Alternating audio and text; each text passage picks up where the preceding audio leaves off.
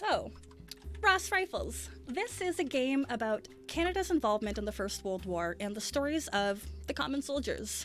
From 1914 to 1918, Canada played a major role in assisting the British Empire in winning one of the deadliest wars in history.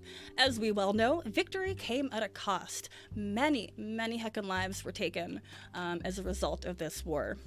And in this game specifically, we are going to be playing members of the Canadian Expeditionary Force. So welcome to being Canadians today. With our friends here, we are going to inhabit the lives of characters that we have created and tell their tales of patriotism, courage, and sacrifice on the battlefield. And in this book that Daniel has created and designed... Oh, I wonder if... Did we hiccup at all on Twitch? Do we know? No, it seems like we're okay. Okay. All my CPU levels are honestly amazing right now. My computer is chugging along quite well. All right. We'll chalk that one up to a little mix-up. So I had a little bit where I wanted to explore why you'd want to play like this. Why you'd want to play a game that is, I mean, not only written specifically for Canadians, but about like a very specific time in history. This game is set up to be an educational experience to help people understand war, peace, and remembrance. It's a game designed to help participants understand the complex experiences of Canadians in the First World War and just think a little bit more about what that really meant and what those people had to go through. The book itself, if you don't if it hasn't been linked in chat yet, you should definitely check it out. It's written in such a way, too, that there are chapters where they discuss the contributions of marginalized folks in Canada and how they were able to contribute to the war and how integral they were in securing Canada's success. And that's kind of wild to me because you don't really hear about that in history class. And I really enjoyed that. So we are going to take place. I've just kind of picked apart some bits of history. Oh, to my mod, I made my own content warnings. It's around.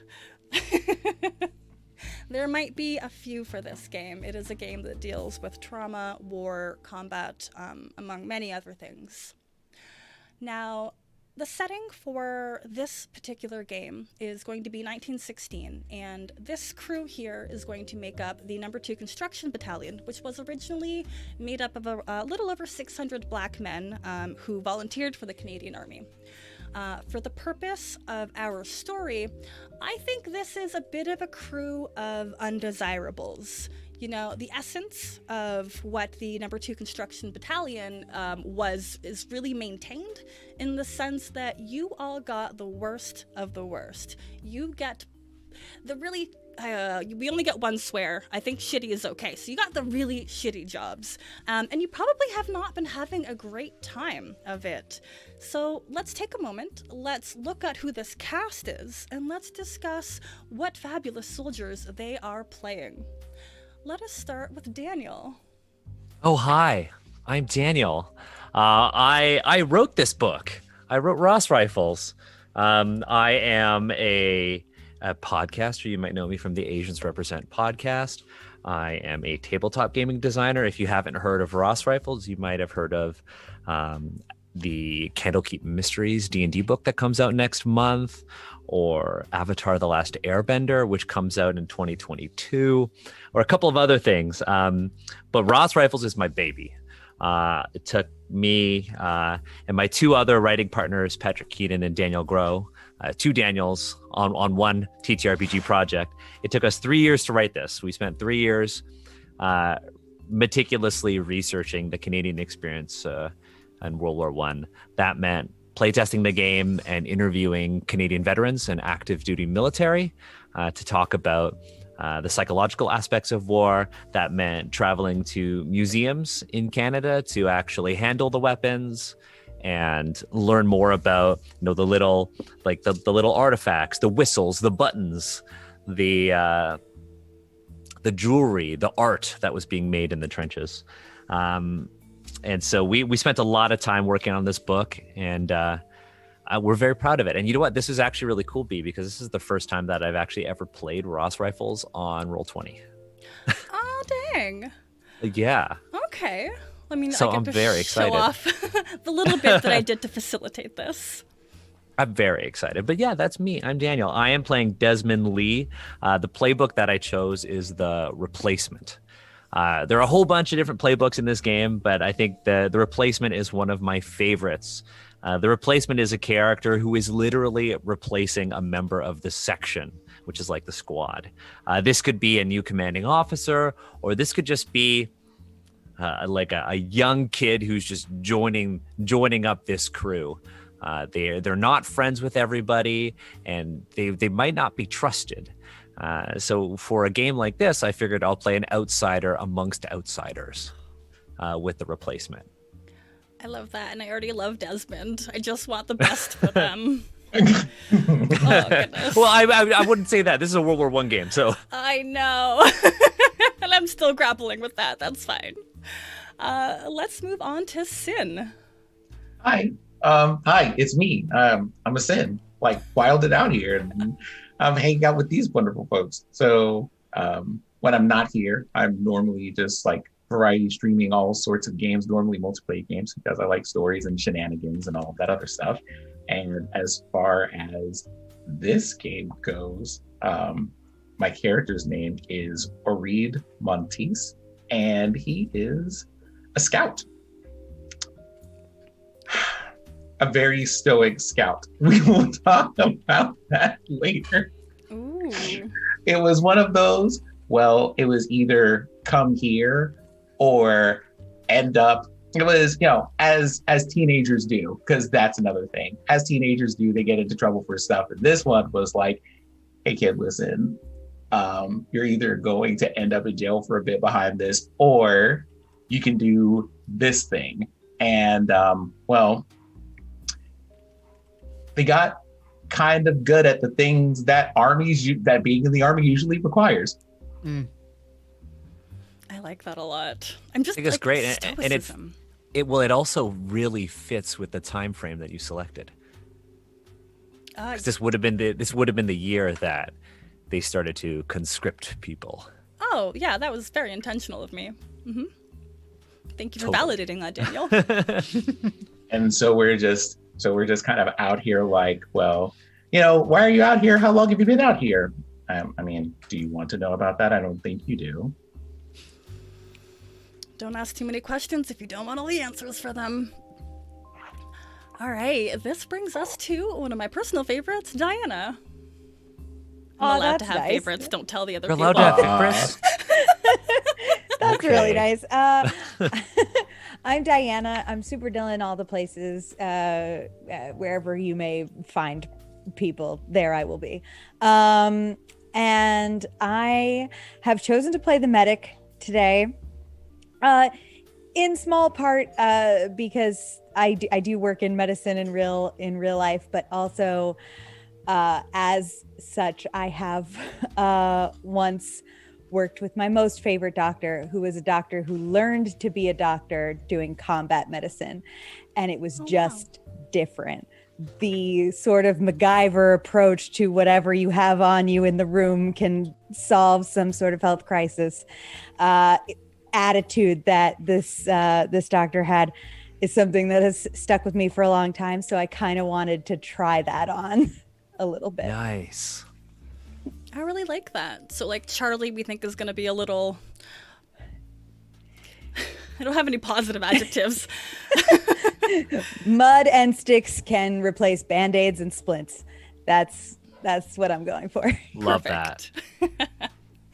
All right, and then last but not least, but because I've already played favorites, Jeff, I'm so sorry you can't be my number one. Jeff can't be number one, but you know what's great? The Party of One Hey! podcast. See, Boom. it's all about getting the plugs in. That's the key here. Hello, everyone. My name is Jeff Stormer. I am a podcaster, game designer, and the official LARP designer of the Olive Garden restaurant.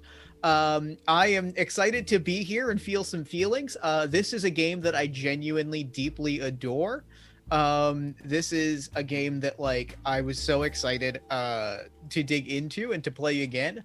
I am playing Ken Neidhart. Ken is the scavenger. Ken is I'm going to read this off of the playbook because I think it's very beautifully written. Although supplies are short, your determination and ingenuity make the trenches safer and keep the section well equipped. It might not be the most glamorous position, but your work ensures that the section can live, move, and fight on the Western Front. I am simply put the supply guy, and that is what I do. I picture Ken as someone a little older, like an older man, a little bit on the scragglier side, not someone that you would look at and think like that is a fighter in a war, but he kind of had a life before this. He volunteered for the effort, and he's here to sort of take, I picture him as having taken a lot of the section and the his fellow soldiers kind of under his wing as someone a little bit older, it's that kind of settled into the role of the scavenger, as like I'm going to take care of the people that are around me, because they've got a lot more ahead of them than I do. You already start this with like such a defeatist attitude, but also how else are you supposed to feel when you're watching your friends die left and right all around you? I'm very, very here for it. I'm so excited. Like I said, I love this game, and I go hard. When I'm excited about a game, I go hard. When we played it, that was one of my favorite sessions of all time. So you might not be B's favorite, but playing this game with you was one of my favorite sessions. This is a game of war, not of shade. Thank you very much. Sorry, but there's plenty of shade in the trenches. Oh goodness, this is wonderful. Also, if you have any relevant links that you want to share in chat, pop them in the Zoom chat and I can send them over, or let the other moderator know and we can share that with you, because this is a moment for all of us to learn together. And I am nervously excited. All right, bringing us over. Haha, I knew this would happen.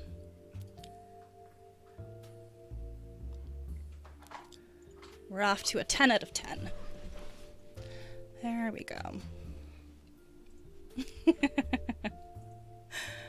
Okay, I'm very worried that I also can't be heard on this overlay. I should be able to, but we'll wait the couple of seconds. Looks good. To ensure success. We could see your audio overlay. Oh, that's good. I mean, that comes from somewhere else. Cool. Oh, we got 11 out of 10 out here. 11 out of 10. Yeah. Yeah. All right. All right. We can hear you. We are good. So, as we all know, many of you have been soldiers here for some time. Many of you have not. But all in all, things aren't looking that great for you. Recently, somebody... Oh gosh, what are our character's name again? Let's make sure I have that pulled open. Charlie, what was your friend's name who recently passed of cholera? Is that how you say the word cholera? Cholera. Thank you. Probably Philip. It feels like a Philip thing. Sorry to all the Philips out there, but yeah. Philip died horribly the past couple of days, and you've all been waiting for the replacement for him to come over to your squad, because there have been a lot of activity out on the front line, out by the trenches. Things have been getting chaotic, and frankly, you are one of the most disposable battalions, so they can't just have you waiting for anybody. They can't just have you waiting for a Philip number 2. You know, they need to have you out there and utilize whatever skills you had as soon as possible. So about early this morning, when you're all supposed to be on your rotation for the trenches, you emerge probably not very well fed, a little tired, a little damp in general. If you slept, I'm proud of you. I'm sure most of you just live to be stressed. However, standing out in the bright sun with his arm over a young man and his other arm on the back of a gray goat stands your commander. And all the bells and whistles, I mean, by that I do mean badges, not super clear on rank, but he is one of the people that you do not say no to. You listen to everything that he says. And he calls you over. Hey, come on, you slum, you garbage bags, get over here. harsh, but sure. Quietly grumbling under my breath and barely doing not a great job of hiding it. I'm gonna like come over and slouch against an edge of the trench and lean into the dirt and the mud just a little bit. Look, I'm upset that I even have to see your faces this morning. And he takes his hand off the goat to like rub his bald head that shines brilliantly in the burning sun overhead. But Lieutenant Colonel John Thompson, or Jean Thompson, we're not really sure about his name. He's got a bit of a French accent, but every time he says his name, it sounds like John. So he has taken severe casualties, and he had to be pulled out of no man's land. We're not really sure what the hell he was doing out there, but he is in a trench with one of our best medics. And we have received a report that that trench has collapsed. Now, we need that man more than we need you alive. I need you to go bring him back. And the commander slaps the back of the goat. And this has all your medical supplies. Either you bring him back alive or you don't come back at all. Understood. Those are the medical supplies. On the goat. Yeah, Real medical supplies? Well, it came with the replacement. I'll take 'em. Okay, any other questions? If it's about the replacement, I don't know his name. I just know he came with the goat and he is here to work. Replacement, do you have any questions? Doesn't seem like I have a choice. Good, because I didn't have any answers for you. Now, I need you all to head about southeast towards, near the first trench that has collapsed. We know how they all zigzag. I'm pretty sure you're all familiar with the layout of this land. Please be careful not to get tetanus again. And he's gonna look over at Ken. We're running out of shots for you, and it just can't keep going on. Now, nothing else to add? Be on your way. I have other things to do than look at you. Sir, yes, sir. Sir, yes, sir. Yes, sir. I think I walk out. I walk out with everyone, and I turn back. I turn back to the rest of the section, and I kind of give like a knowing. All right, I gotta go. Before we go do whatever it is that we're gonna do, I gotta go talk to someone about a thing. And I give a very knowing nod. This is probably not the first time I have given this nod to these people. Like I gotta go. Give me 5 minutes. Give me 5 minutes. I'll see what I can scrounge up. All right. And I am gonna go talk to the quartermaster. Okay. And see what I can get, what supplies I can get us. Specifically around. I think I'm trying to get specifically tunneling supplies, because if we're trying to dig out a trench, we're gonna want the better tunneling tools we can get, the better stuff I can. And I have this as a move. Can I roll that? Yes, please. Can I have you read that move out loud, just so everybody? I sure can. Yeah. Resupply is when you visit the quartermaster to obtain important supplies for your section. Roll with valor. So my valor is a +1. So I'm gonna roll. I'm not gonna roll in the Twitch chat, which I almost just did. Everybody tries that at least once. I'm gonna roll 2d6 +1. Hell yeah. Nice. And I got a 6, which is great. I don't get what I want, and I am put in an awkward position. This is what I'm after in Powered by the Apocalypse games. I'm excited. Oh gosh. All right, let's roleplay this out then. So what? I need a name. Sin, give me a name for this quartermaster. A name for the quartermaster? Mm-hmm. Roger. All right. I think Roger. Specifically because it constantly gets people irritated on the radio when they have to ask anything from him. Roger. Is so a no nonsense, man. I think he's got this really impressive beard that's never been brushed or trimmed. You probably shouldn't have it. It's very unhygienic, but he's the quartermaster. He's got the stuff and he knows how to do things. So he's just kind of like sitting on a stump, probably cleaning a Ross rifle. Just part of the daily duties. And he looks up. What do you want? Well, we need, I guess, probably the best shovels that you've got. If you've got any leftover explosives that we could probably blow a hole with, we'll take those. Fuses obviously will be nice for the explosives because we'd like to be a little bit far away from the explosives. You know, digging stuff. I don't think I owe you anything. Here, take this knife. All right, free knife.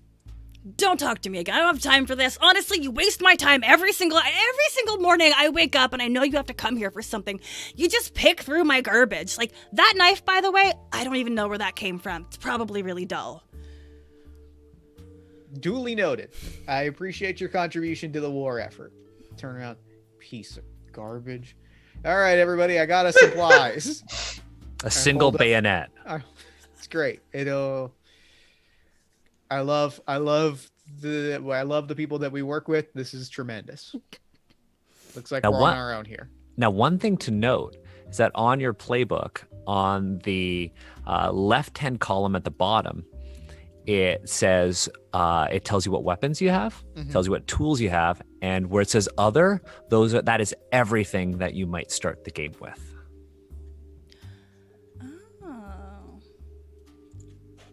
You have a handful of other options, my friend.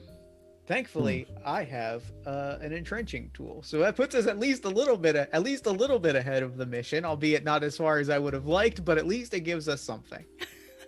Yeah, I put in a picture of that entrenching tool in our Zoom chat as well for you. It is a weird looking thing. It's So, side note, I realized that this is the exact playbook I played when we played on Party of One. I thought I had played the creative, but I didn't. So, like, I remember looking at this, and it is exactly a weird-looking object. An entrenching tool is half pickaxe, half shovel, and it's weird-looking. So what's really funny about the Canadian entrenching tool, this is something that I learned when we were writing this, is that the Canadians who had them had to carry them disassembled. What? Because it's so awkward to hold. So they had to actually they took off the metal part and put it against the small of their back in a little strap. And then they carried the handle for the entrenching tool next to their bayonet. So if you ever look at a picture of a Canadian soldier and it looks like they're carrying two knives, one of them is actually the shaft for an entrenching tool. Wow. And so one of the things Canadians hated was that when they had to use it, they had to put together the shovel before they used it. Terrible. That's terrible. Yeah, Canadians didn't get real shovels until World War II. Well, I got us a knife. I got us one bayonet. I don't know who wants it. I'm gonna leave it open for first come first serve, but I got us a bayonet. Look, if we're gonna be using that bayonet, let's not get ourselves in a situation where we even need it. That's fair. I second that. I don't have high hopes, but I agree. So we're have we been given clear directions as to where we're going? I'm new, by the way. Oh yeah, related question. Who are you? Look, I'm Desmond. I think they treated me nice because they thought I was white. My last name is Lee. They thought I was British, and then when they saw me, they sent me here. I'm a private, so I'm not the highest ranking soldier around, and look, they sent me here, and I think I'm supposed to go out on this. They're calling it a suicide mission. Yeah, that sounds about right. Look, I just got here. So, a couple of things that might help you. Number one, they don't give clear instructions around here, except for don't die. So, good luck with that. Number two, don't die. Okay, trust me twice. Trust me on this one. Go use the latrine before you leave. Gotcha. I mean, as I was walking here, it just looks like people are just doing it in the trench. That's what we mean when we say use the latrine. Oh, okay. So just don't do it out in no man's land. I don't want to give ourselves away. No, don't do that, please. Gotcha. For my sake, I can't. That's how the last person got shot. God, it Gotcha. just happened. Also, my uniform is also clean and pristine. Oof, what a contrast. Yeah, I'm brand new. that's not gonna last. It's you see him so fresh faced, and it's I try to hold on to that picture because I feel like it's what I a used to precious be. Moment. I kind of just look at. I look over at. I can't remember everybody's characters' names. Desmond. Non-Desmond. Jeff's character. Ken. Thank you, Ken. I look over at Ken and go, "Does it remind you of home?" Yeah. Well, I mean, I've met a few cute boys like Desmond in my day. They tend to go about as well as I assume. The times tend to go about as well as I assume this trip out on the trenches is going to go, if not a little worse. Well, if you plan for worse, at least it'll be less disappointing. There you go. It's a good outlook to have. Next to, I think probably Charlie, the goat just lets out a little bleat, bah, and like shakes its little pack. I picture it's got like a little like messenger bag, like but on both sides, like the flap ones that you kind of put on donkeys. And it's got some food in there, some rewashed gauze. It's very gray at this point. And maybe, I'm sure they didn't, like, what did they use for disinfectant? Was it just Probably vodka? just alcohol. Yeah, I was going to say booze. Yeah. probably. And they all see me like, I'm going to walk over to I want to pet the goat. The goat has no name tag. You can tell she's a female goat, probably is old, doesn't make milk anymore. But she walks really, really well. You know, she's got really good hooves to walk with. This is for Ken and for Charlie. This is the closest you have come to ever seeing me express affection for another living being in the entire time that you have known me. Is this goat? Love What's it. with the goat? That's a real good question. You'd think I'd ask, but you work for a butcher shop long enough, you just see an animal and you don't really ask the question as to what it's doing here. You just kind of get used to seeing it. You just see meals, future meals. Yeah, well. Does the goat have a name? This goat, this goat's an old lady. I appreciate this goat. I feel a kindred age energy to this goat. So I feel like this is a pet goat. This is not an eating goat. We should name it Gertrude. It's a great name. We should name it Gertrude. I would like to look at the pack that the goat is carrying and just see, I know you said that there's like maybe some alcohol, maybe some gauze, anything more advanced than that, or are we working with just the bare necessities? Oh, very much just the bare necessities. The fact that you even got the goat with all of this is probably a huge kindness. I think this was just like an extra field goat that really wasn't held to a high standard. So they had no reason for her except to let her aid you, because they really need this mission to be successful. At least if the goat brings your lieutenant back, that's something. Gotcha. So maybe we can, if things get hairy, we can tie the lieutenant onto the goat and we'll just smack it and let it go. That's one way to do it. God, hopefully not all of us bite it. That would be great. I had a date go exactly like that one time. Saved by a goat? You were saved by a goat? You would be surprised. Ken, did you receive any medals of valor? No. Or did the goat? This was before the war. It was simply a chaotic situation. The goat was fine. The goat did make it into the local paper, but it's a whole story for another. I'll tell you another time. Tell me after the mission. That's exactly. I'll tell you when we're both back and safe. All right. You sound like you've lived a very exciting life.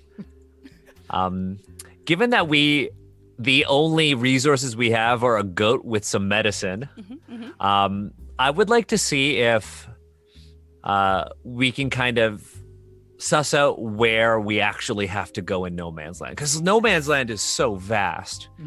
Now, a lot of the trenches would have had periscopes, So what I'd like to do is actually. Hold on, pause. What is a periscope?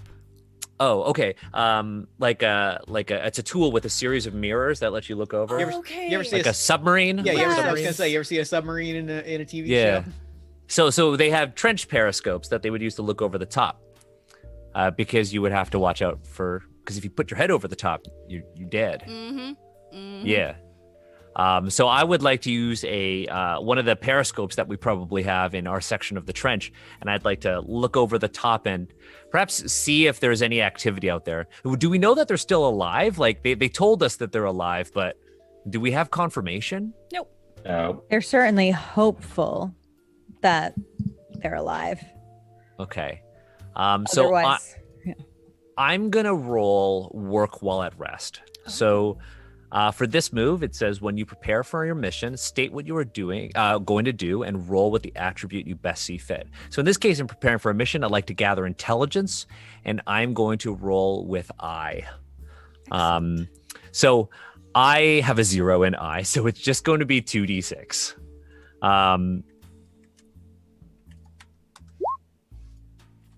I fail. Okay. I fail. Hey, are you sure that you know how to operate that thing? Look, I can see, but there's a lot out there in no man's land. There's a lot out there in no man's land. I see a lot of dirt. I see craters. Are we looking for craters? Because I definitely found them. Can I aid Daniel in like at least how to look, considering how long we've been all stationed out here? I might know where things are in general, or at least what direction he should be looking in. You can roll scan the horizon on your own move. I think that's probably for the best, because if you help, it'll only give them a +1, and he's still gonna fail. And I think that was really stressful for Desmond. This was your moment to really show off to your new crew, to really make them respect you, and then you use the periscope backwards. It's not a good look for you. No man's land looks really big, looks very vast. And it's also probably your first, like, if you're brand new to this, like, that's probably your first time seeing a lot of like the you were brand new and you just got a panorama shot of like the reality of no. You got a shot of what is behind me right now. Oh yeah, because if Jean Thompson was taken and their trench was taken, he's wounded over there. That means we're not even in the forward trench. That means we're in the reserve trench, and the forward trench was lost. That means that there are a ton of dead people up there. Mm-hmm. yay! I took the remember your training, so I want Desmond to be the kind of character who like studied really hard at basic training and has all this like theoretical knowledge but no practical experience. Okay, so I have a 2 there, so I'm guessing it's a +2 to whatever this roll is. Heck yeah. Okay. Oh my goodness. Your eyes see far beyond. Roll. Okay. This is the first success of the evening. This is good. All right, so when you peek out from cover to gather intelligence, you rolled with I. On a 10+, you get a complete view of the battlefield. You can ask me some questions about the battlefield, and I will answer honestly. Well, I mean, Okay. Go ahead. So, from where we are there any enemy units visible? Here's a question that I didn't think to research. What was the difference between the uniforms between the Allied forces and the Germans? Was it distinct enough that you can notice this from like a dirty distance? Yeah. Okay. Yeah, the scout would be able to. Oh, scout too. That is, unless they took our uniforms. Don't give me ideas. There are some skulking figures that are kind of like hunched down off in the distance, and you get an idea that those might not be your Allied forces. Are they in the direction that we need to go for this mission? Of course. Of course. A couple of skulking figures. Let me see. I guess here's the question. Is it few or many? Not an exact number, just is it few or many? I would say few. Okay. Yay for concealing numbers. And then I guess the other question is, how far does Periscope at that time see? Is it like a few hundred yards? Is it like half a mile? No, it's far not is that far. Okay, Not that far far. out. But you are playing the scout, so you are the only one out of all of us who actually has a Ross rifle. It's true. Oh, With a scope. telescopic lens. Yeah. Yeah, so I was assuming you were using that because by 1917 the Ross rifle wasn't even being used. oh wow. Yeah, the Ross rifle is like one of the worst rifles in history. So Okay, yeah, no, you do see you see some potential undesirables, some folks that are skulking around, and you can get a pretty good idea that they are kind of, I punched my mic, they are kind of nearing their way to some of the trenches that have collapsed. Okay. So all right. Well, they're out there. Looks like a handful of them. I'm heading over to the nearest collapsed trench. Maybe we should head in that direction. You lead, Well, I'll follow. As much as If they're going in a direction, I think that's the direction we got to go in. all right. Look. Well, giddy up, Gertrude. We're Let's okay. set a plate. Are we going to be able to keep the goat quiet? That is my concern. Because at training, I never trained to go out into no man's land with a goat. I just at that moment, in the moment of conversation, you hear me like cock the rifle ever so slightly and goes, "I'm pretty sure the goat will be fine." I think that you look and you see me like mostly this entire time I've just been whispering to this goat, and I look up at you and I'm like, I told you I worked in a butcher shop. I told you I own a butcher shop, right? Like I know how to talk to an animal. I'm gonna look to Charlie and be like, "Have you all done this before? Taking animals out into no man's land?" Okay, look, so we don't get a whole lot of great supplies out here or anything, and this goat is probably the best resource they've ever given us. No is the answer. We don't all bring animals out into combat, but from the looks of her, she's seen better days. And she's probably seen a lot of no man's land, unfortunately, just based on the fact that she looks like we do. So I think the goat will probably be fine. If not, well, just don't tell him, but I'll kill her if I have to. Okay, because Look, I was reading the paper back at home. They said there's not a lot of supplies out here, and I don't think that's gonna be the case. But just the goat will be quiet. She's one of us. She's a cast off like the rest of us. I think she knows she knows what she's doing. Okay. I think the goat will be fine. Gertrude lets out a little quiet bah. See? Yeah, see? What Team she said. player. All right, Okay. the five of you. Was there anything you'd like to do before you left? Any playbook moves that you think you need to consider before you step out into an area it is hard to leave? So I'm just gonna look down at my my uniform, all pristine and relatively new, and Don't get attached to it. You're gonna ruin it. hey, Ken, can I borrow your tool? Your entrenching tool? yeah. I promise I'll give it back. Okay. All right. Yeah. Promise. I'm gonna take it and I'm just gonna kind of Not getting that tool back. take a section of the trench wall. I'm just gonna like dig at it to draw out some of that like mud. I'm gonna wipe it off and hand it to you, and then I'm gonna take that mud in my hands.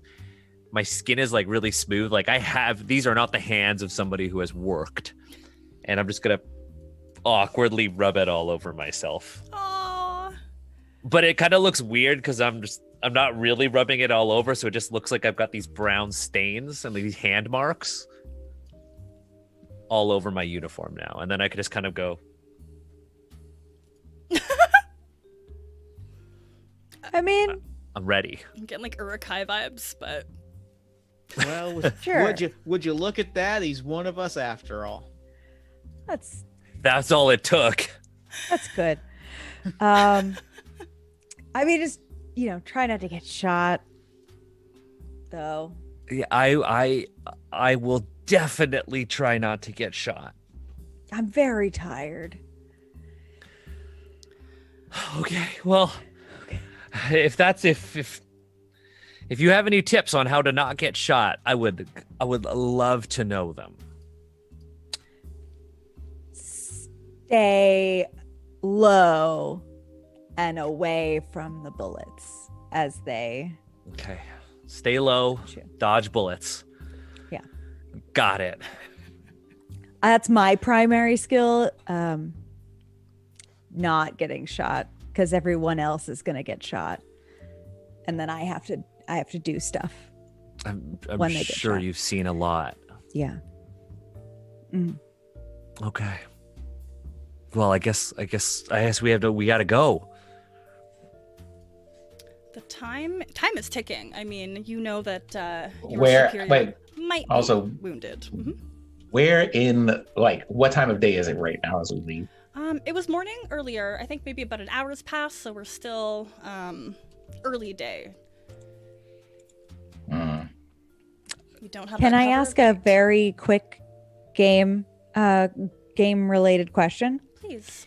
I just want to know if I am not seeing it indicated on my sheet, but of my special moves, like, do I have to pick which ones I have ahead of time before we? You do. You pick. Everybody gets to pick one. Other than the one that's like already checked Other than off? the one that's already checked. Yeah. So the one that you Thank have you. checked off is the one you start with. It's your default playbook move, and then you Thank get to add one more. Fantastic. That's lovely. In which case, this is tough, but I'm gonna take evacuate as mine. Ooh. Sweet. A quick little blurb on what that does. I mean, I could guess.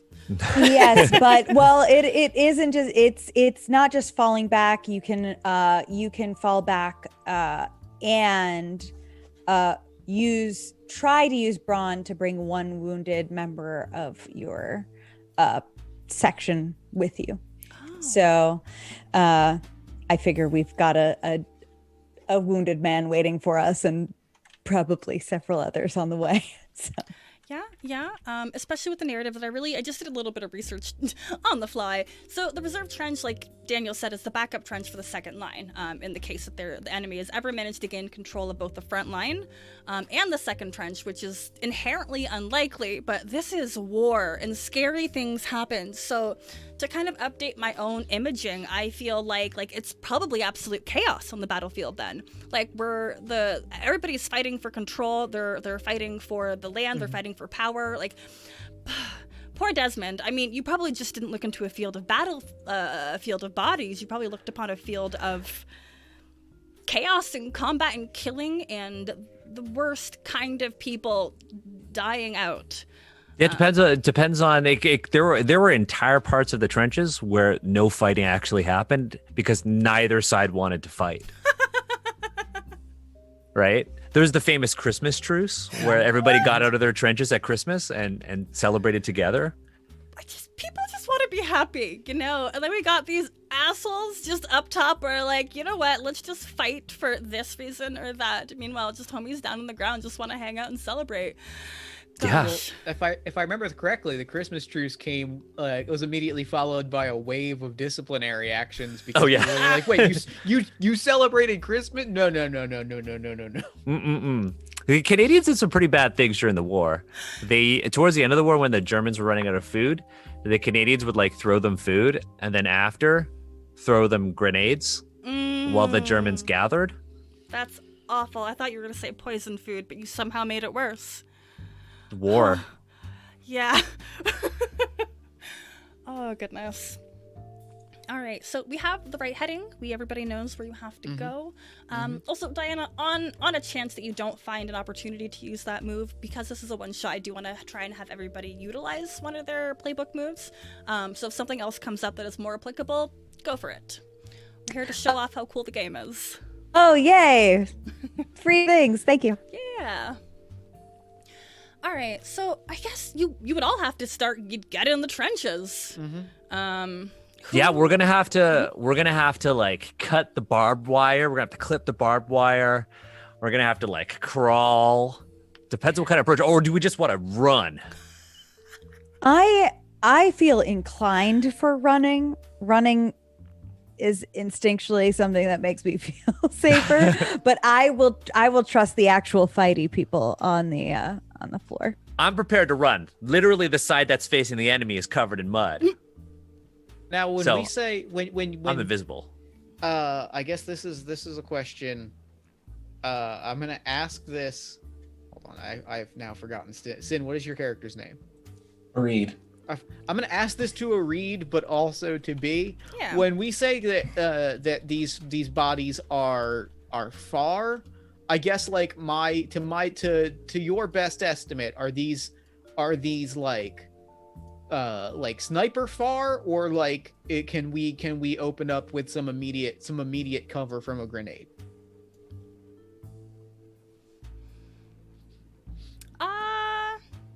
I think your immediate area, you're okay, but as you start to move, you are going to be more exposed and more vulnerable to gunfire, to somebody running up and stabbing you. Okay, that answers my question. Now, perhaps we could. What if we ran and tried to like hop from crater to crater? Could we do that? You know what?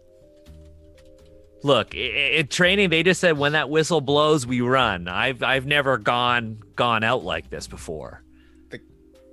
The kid might just make it. You've got gumption, kid. I'm prepared to run. I will run. I don't have a better plan. I feel like leapfrogging it might be the best option, and we've got some time to move from spot to spot.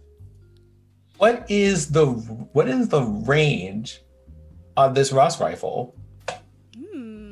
Educate us, Daniel. Very far. Very far.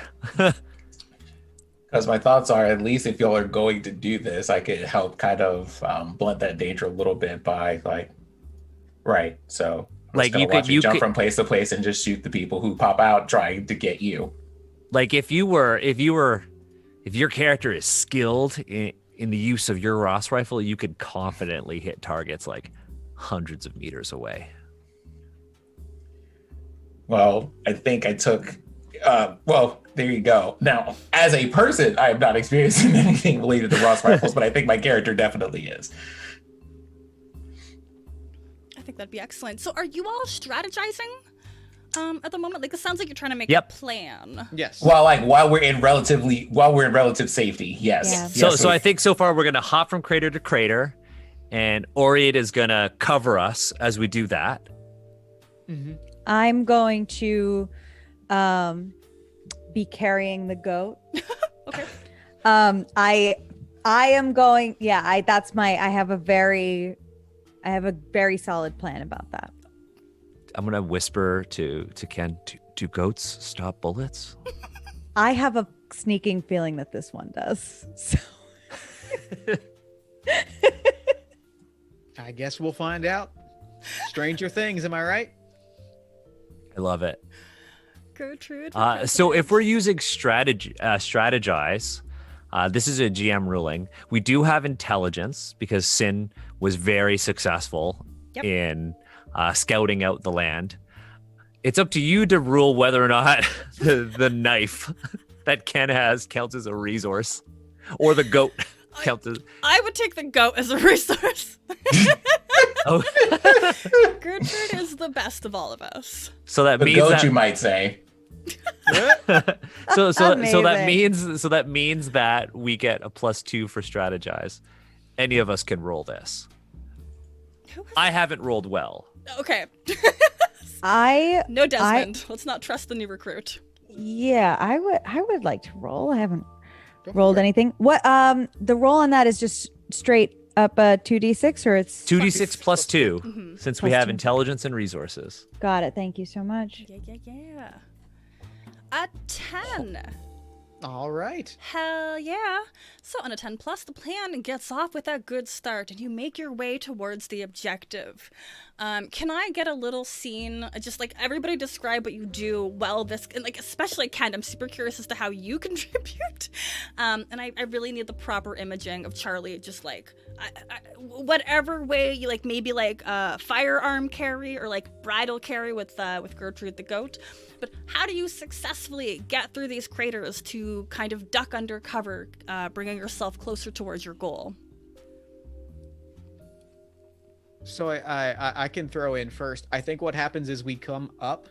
As we're running, I'm assembling the trenching tool on the fly so that like when we slide into the it's like, and yet like it is more graceful than it sounds like it should be. This is clearly something I have done before, and like we slide into the crater and like I am able to sort of like as we're moving, you know, like it's like the trick is because the trick is not getting in the crater, the trick is getting out. And I think like there's a degree of being able to like sort of like jab at some of the loose dirt to kind of create a little bit of a slide or a ramp for us to get in and out of the craters as we're moving along. I like that. That also speaks to your experience. Like you know what to do. You know how to help people. You know how to get them through. Well, it's really good. I've been around. I'm good at digging holes. It's about what I do best. Oh goodness. Come on, middle school reading. I will be waiting for everyone else to start running. I will be staying a little bit towards the back, trying to stay behind people, and I will scoop Gertrude up, you know, like under butt and under neck, the way you pick up a large dog, and it's just going to be straight over the chest, like just right here. You're like peering over Yep, Gertrude like this.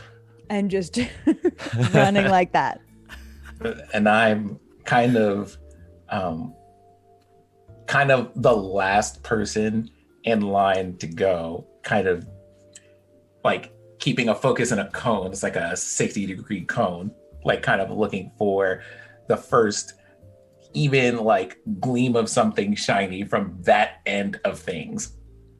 Yeah, you're like the dude in my background who's just waiting there with the rifle. Mm-hmm. I'm definitely running like high knees. Like Desmond looks super awkward out there, and it's just like running bayonet affixed. like everything is so proper. It looks so awkward, and I feel like Desmond definitely stands out. Oh, yeah. I feel like Desmond absolutely looks like he just finished watching the training video. Just finished. Oh yeah, 100%. You Okay, probably did. knees up. Watch for ground level obstructions, and it's just running. Oh. Meanwhile, I'm like barely looking ahead. I'm like putting a thing together. I'm like hitting it like, come on. This is why I don't give this to the new guy. It's really funny because that's exactly how it would be. They used to put it and they used to hit it down like this. No. Oh my gosh, that's so much work. All right, yeah, no, with that strange amount of just vision on the enemy lines, Ken trying to dig their way through, we've got Desmond. Desmond truly, I don't know who would be more noticeable, whether it's Desmond or Charlie, but somehow just nobody really notices the goat. You know, Gertrude's been shot. Gertrude's been around. Gertrude is a trooper. Did you just say Gertrude had been Gertrude shot? has been shot? Gertrude's not right now, but in the past, Gertrude has been shot. Wait. So This Gertrude's an OG. Oh, Gertrude has like taken bullets for Oh, yeah. Canada. Oh yeah. Gertrude has a thug life tattoo. So wait, Gertrude has I don't know if there's a Canadian equivalent of the Purple Heart, but Gertrude is going to win the. this is definitely one of those moments where the GM accidentally says something and then everybody clings to it. Yep. Hold up. So what color is Gertrude? Is Gertrude providing Charlie with some form of camouflage? Yeah. I think Gertrude is It's just like, do the my Germans just armor. see like legs? I like to rationalize that. You know, Gertrude blends in with some brown Like- and some grays, maybe a little bit of I- yellows. Wait, I does, think gray, they're like also- the war-torn sky, and then I- like on the bottom, she's got like mud-covered spots and stuff. does I Charlie feel get to like roll people- blend in? I feel like a bunch of people might be able to even like see Charlie, but they're just like, wait, there is literally a goat floating through the sky. Nah, no, Love it's that. I not like real. that. It's not real. Like they're just like, it's not real. I don't see you They're because hallucinating. I'm They're not. hallucinating. And it's Wait. paired with this what they have to assume is a cartoon of what they're like training cartoon. Like they're like, I am clearly dreaming right now. I have passed out. So in the middle of broad daylight, there is a person running as awkwardly as possible and a goat with human legs walking across the battlefield in broad daylight. And then It's not real. a dude with a shovel. Or there And every it's now like- and then, you know. If I waste a bullet on this, they're going to have my head. This isn't real. I'm not going to do it. Oh my goodness.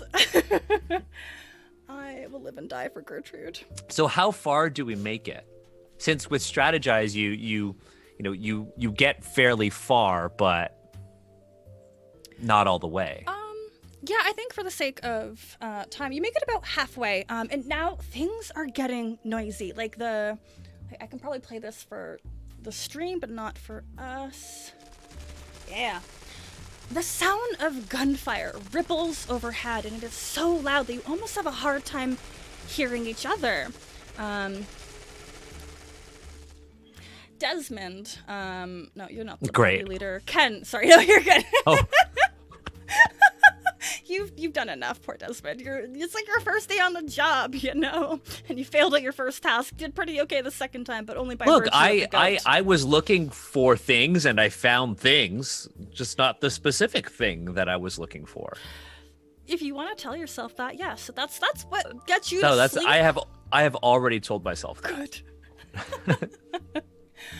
I think Ken is the one to kind of like lead everybody forward. Like, we've got to go through here, but like the gunfire is getting louder, and you can hear the shouts of men and the soldiers just getting closer and closer. Orid, I need you. Let me look at the basic moves again. Also, I haven't talked about the basic moves a whole lot, but I really like the options that you chose for this game, Daniel. Thank you. Really quickly for the party, y'all can provide comfort, aid or obstruct, scan the horizon, we've done, faithful through adversity, help a homie, ask around, and work while rest. And those are just like our basics. And then combat, we have charge, blend in, take cover, fall back, pull the pin, up close and personal, pull the trigger, and bogged down. So you are all grouped together right now. And Orid, I feel like you were trying to keep an eye on the battlefield, looking for anybody getting too close. And sure enough, those three soldiers, we'll say, who had kind of used the cover of dead bodies, they were shuffling along on the ground. Very obviously German soldiers, like their outfits clear as day, just covered in mud. But they have their guns raised and they are shuffling their way towards your part of the trench. Okay. How far away are they? 30 feet. 30 feet. That's so close. Mm-hmm. They used a lot of dead bodies to roll around, you know. Like, I can't not equate it with like zombie apocalypse stuff, and that's just the fault of media. But like throwing a body over yours, like to make yourself seem dead or to like hide, you just, as humans, our sight is based on movement a lot of the time, you know. If we stay still, like in Jurassic Park, Yeah. It's harder to see. we're safe. I'm okay with this ruling. I love this ruling. This is going to keep us alive. Probably. We're not going to make it very far. We're eventually going to collapse from exhaustion, but And hunger, and then, you know, Gertrude will have to eat your dead bodies afterwards. yeah. I'm fine with it. We all Alright. knew this was coming. Got a question for y'all. Hey, how good are you with a gun?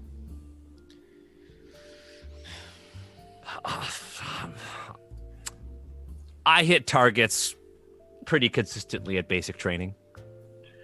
All right. Well, Oof. welcome to basic training part 2. There are 3 soldiers over there about 30 feet away.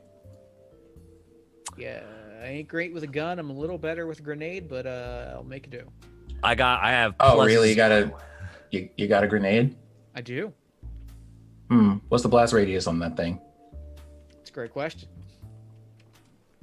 If they're all grouped up, you might be able to take them out with your mills. I could probably enough. Nice. How far, like, can I tell whether they're grouped together or they're spaced out? They're spaced out, but not a lot. So probably about 5 feet apart. Okay. If I know what direction they're in, I am going to ask Ken to toss a grenade in that direction. Can you give In me the general clock? direction of the Germans. Give me the time direction. Like, is it 2 o'clock? Is it 4 Okay. o'clock? So, like, well, I mean, the thing is, like, from what you told me, where would they be? Would they be at 10 or 2? So if we're right here, let me just pull things up. If we're in the reserve trench right here, and we're moving for the second trench, like this, we are moving freehand. Oh, please We are scribble. moving- This is what it's for. We are moving east. So where do we see the Germans? Let me scribble. What is a German color? Yellow? I don't know. You can use yellow. Yeah, we don't have it in the Canadian flag, therefore. Nah, we don't have blue either, so. I think these homies. I want to draw little stick people, but it's hard to do with my mouse. Well, that's one person. Oop, hold on. I need to, like, actually look at the map that we have here. Give me a second. I worked so hard on this map, Sin. No, I had the Remind me thing this. blown up so I could see the playbook, so I know what options I had for moves to make. Okay, Okay. so we're here, and there are 3 people. Okay. Where are we? We're this, are we the E over here? You were the X, now you're the E, like the arrow. I just need Got it. little Okay. dots to indicate Got that's your traveling. Okay. This is the technology of Roll20, and this is what I enjoy. This is pretty fantastic. Yeah, I'm in the moment. This is giving me exactly what I'm I all need. about this. Okay. So, to kind of signal to Ken where I need him to go without talking too much so as to give away a position, I'm going to point my rifle in the direction I want him to throw the grenade. That is going to be, well, based on what we're looking at here, right at about my 1. Okay. Okay. All right. So Well, I'm gonna throw that grenade. that is Pull the pin. That's an 8. nice. Nice. On a pull the pin, I'll read the move, and then I'll read the 8 result. Thank you. Pull the pin. When you throw a grenade at the enemy, roll with brawn. Requires explosives, which I have exactly 1 grenade. On a 10+, you inflict terrible harm on the enemy and cause chaos. On a 7 to 9, in addition, choose 1. You are harmed in the process. There is collateral damage, and you find yourself in a dangerous situation. In this case, I think the dangerous situation makes the most sense. I feel like we've made ourselves extremely known in this moment, and I feel like a dangerous situation is unavoidable. Yeah. So you pull that pin and you throw the grenade. I like being in a dangerous situation. This whole situation is dangerous. You find yourself in a dangerous situation. The World War I'm in I da- continues. Haha, I'm in danger. That is the entire energy of the setting. You pull the pin, and for whatever reason, maybe it was based off of Orid's directions, or maybe just the wind was blowing a little bit down towards you, but that explosion goes off, and it draws a lot of attention your way. There is a couple of seconds before the smoke from the grenade and like the shouts die down. You do know that your attack was successful because nobody has gotten up in that area as you kind of peek over the top of the trenches. But what you do notice, or rather what you do hear, are synchronized shouting from the distance, like and I'm bad with words that mean numbers, like a platoon, a battalion. Those are large groups of people, and I don't mean as many as that. A battalion is so many. Oh my god. We all asked gonna for die. your situation. No, but like that's all like, no, actually we just die at this point. Right? That's that moment when the sniper, when Orid is watching us, and then we all of a sudden see the goat turn around and then come running back. That's that moment when it's a battalion. I think the silhouette behind all the smoke, and that synchronized chanting of whatever words that they say in German to move forward. There's about 20 soldiers that have, like, they're in a formation. They're working hard to take down the Allied forces, and they are approaching your location, seeing it as a wonderful area to secure. Reserves trenches, yo. This is optimal stuff for them to secure. So things are getting worse. They would want this because that would mean that they are gaining ground on us. Because, right, no man's land is this roughly north-south running piece of land that is contested. And our forward trenches face each other. And if the Germans took our forward trench, that means they are moving west and very much winning. Ah, darn. Are we going to have to shoot now? Yes. We Got might options. have to fight. So I'm going to make a suggestion. We have the cover of this smoke over here. They were hiding among the bodies, and I think it might be best for us to hide among them. And if you can, while you're at it, take one of their coats. Not a bad idea. If we can lay low, if we can hide among the bodies long enough and get close, an inch close enough to that crater, you know, I can dig us out of that. I can dig us into that crate. I can dig us into that trench, and maybe we find who we're looking for. Maybe we at least find a place to lay low until they walk past, and then we can take them from behind. So we're gonna roll blend in. That's what it sounds like. Yep. I have, at least I don't have any negatives. I took a +1 to wit. I did too. Oh, okay, wait. Is that wits? That's wit, yeah. Yeah. Okay. So of all of the different attributes, so valor represents your bravery and your leadership. It's like your charisma. I is your observational skills and your reactions. Wit is your quick thinking, not necessarily your book smarts. It's kind of a combination of everything. And brawn is your physical strength. So when you were making your characters, you'll notice that there's a little number in the bottom right corner of each square. And depending on which playbook you pick, it will say add 1 to any of your attributes.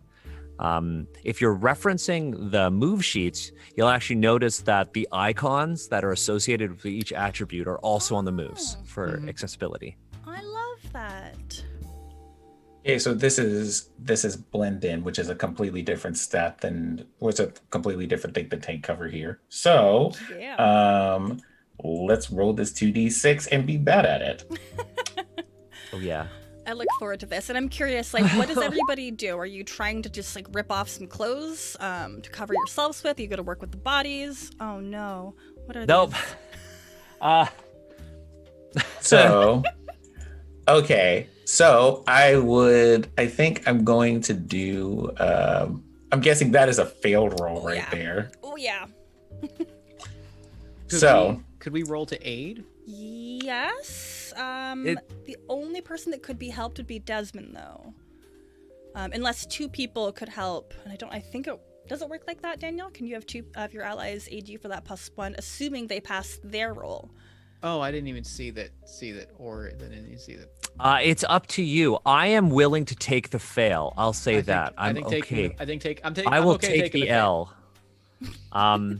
His Desmond is straight up just going to run and then trip and fall face first in the mud. Oh my god. And then just maybe like stay still. Sweet summer child. Ground level obstructions. and falls face first into the mud. A little mud bubble as you're just trying to breathe through it. It's disappointing. And maybe his gun goes off by accident. Oh. All right. Well, let's start this What's at up the to you? top. So, Sin, Orid. So I'm like, this is a failed roll, right? Yes. So, what So- were your attempts? Like, what were you aiming to do when you were trying to get across? Basically to run up to, to run up to the closest set of bodies where we were and to try to blend into those. The two bodies that you approach, because there's nothing left of the ones that you threw the grenade at, but there are some bodies as there are on the ground, and you kind of rush over and you go to like hide yourself amongst them, but they are both alive. They were just laying on the ground taking a rest, definitely wounded and definitely delirious, but very much alive. So I would like to do a thing. Okay. Do they scream? Yeah, that's what I was getting ready. I would And like are these to do Canadian bodies, or are these Canadian or German bodies? The scream will tell. Oh God. Okay. Orid, go ahead. Okay, so I would like to use, because this is something that the scout has, a personal item. Oh. Do tell. The personal item that you use is something that you've had since the war started, and want like per session. So this is the one that I get. I can use an item to either remove a stress or remove the consequences of a failed roll. That is so good. So every character has a personal item, Oh my gosh. but what you got to do is you got to tell us what that is. Uh-huh. So, it's one of those, there are so many things that it could be. The thing that I'm going to have as a personal item is a letter opener with a 4-leaf clover on the handle. Is it safe for me to say that the way you avoid the barely alive soldiers from shouting is by stabbing them in the throat? Well, I mean, if they were less alive, they'd probably be less of an issue. This is that hardened scout. Yes, Orin, I fear you. It's one of those, hey, they're practical and they're useful. It's as close to believing in luck as he's ever gotten. Oh, that is so good, though. And let's be real, nothing was more lucky than that moment you saw that soldier open up his mouth, and he was definitely a German soldier. And you, with one swift motion, wherever people talk from, that's where you stabbed. And you make that same motion to the other soldier, securing your ability to mostly blend in now. And I'm just like, Oh snap. Oh my gosh.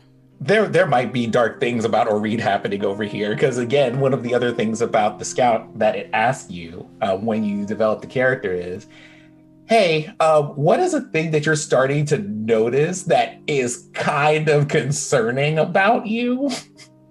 Yeah, so we didn't dive into the darker parts of character creation. We didn't. If you want to talk a little bit about that really quickly, because I just wanted to kind of jump into it to show off what we can. But when you do make a character, there are a lot of questions that you're asked. Yeah. I am happy to talk about the ones that I have because, hey, me with the scout. So this one for the scout asks you 3 questions. One of them is, you've taken a lot of lives for king and country. What toll has this taken on you? The second one is, how have you made, you've had a rifle that you've had since you enlisted. How do you make it your own? Fun fact for everyone. Mine, if you look at its barrel closely, has a bunch of leaves and flowers carved into it. It takes up about 1/3 of the gun. Oh wow. Beautiful. Nice.